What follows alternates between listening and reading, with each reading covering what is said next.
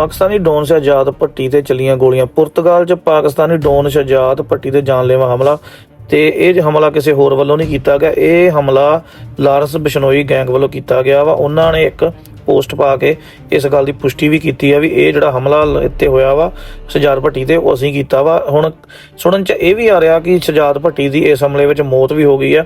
ਕਈ ਤਰ੍ਹਾਂ ਦੀਆਂ ਅਫਵਾਹਾਂ ਸਾਹਮਣੇ ਆ ਰਹੀਆਂ ਪਰ ਹਲੇ ਕਿਸੇ ਗੱਲ ਦੀ ਪੁਸ਼ਟੀ ਨਹੀਂ ਕੀਤੀ ਜਾ ਰਹੀ। ਪਰ ਇੰਨਾ ਇਹ ਪੋਸਟਾਂ ਜ਼ਰੂਰ ਸਾਹਮਣੇ ਆ ਰਹੀਆਂ ਨੇ ਕਿ ਪਾਕਿਸਤਾਨੀ ਡੌਨ ਜਿਹੜਾ ਸ਼ਹਜਾਦ ਭੱਟੀ ਉਸ ਤੇ ਗੋਲੀਆਂ ਚੱਲੀਆਂ ਨਾ।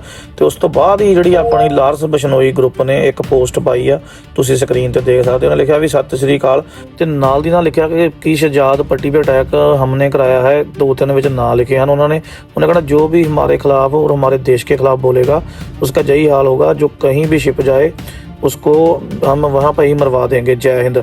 तो थੱਲੇ काफ़ी ਨਾਂ ਲਿਖੇ ਆ ਬਿਸ਼ਨੋਈ ਗਰੁੱਪ ਦੇ। ਤੇ ਅੱਜ ਦੀ ਖਬਰ ਇਹ ਆ। ਤੇ ਬਾਕੀ ਜਿਹੜੀ ਵੀ ਅਪਡੇਟ ਮੂਹਰੇ ਆਊਗੀ ਆਪਾਂ ਤੁਹਾਨੂੰ ਨਾਲ ਦੀ ਨਾਲ ਦੇਈ ਜਾਵਾਂਗੇ। ਚੈਨਲ ਨੂੰ ਫੋਲੋ, ਲਾਈਕ ਤੇ ਸ਼ੇਅਰ ਕਰੋ।